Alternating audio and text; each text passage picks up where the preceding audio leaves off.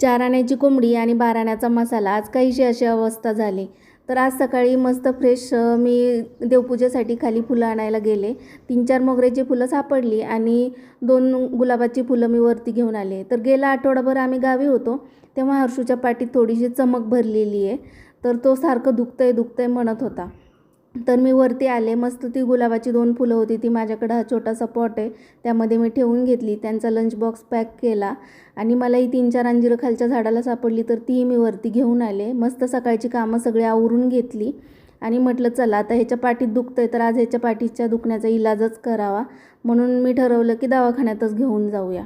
तर तो पाठीत चमक भरली आहे तरी तो स्विमिंगला जातोय, खेळायला जातोय, सायकलिंगला जातोय, कसाही लोळतो आणि बघा कसा हसतोय. तर मग मी त्याला घेऊन गेले दवाखान्यात. तर दवाखान्यात गेल्यावर खूप गर्दी होती. तर आम्हाला तिथं नाही म्हटलं तरी 2 तास थांबायला लागलं आणि 2 तास वेट करून आम्ही जेव्हा डॉक्टरांच्या केबिनमध्ये गेलो, तर त्यांनी आम्हाला 10 मिनिटातच बाहेर काढलं. त्यांनी फक्त त्याच्या पाठीला हात लावला आणि म्हणाले काही नाही राहिलं तर आठवड्याभराने या. त्यांचं बिल झालं 600 रुपये आणि आम्हाला त्यांनी एक मलम लावायला दिलं, ते झालं 100 रुपयाचं.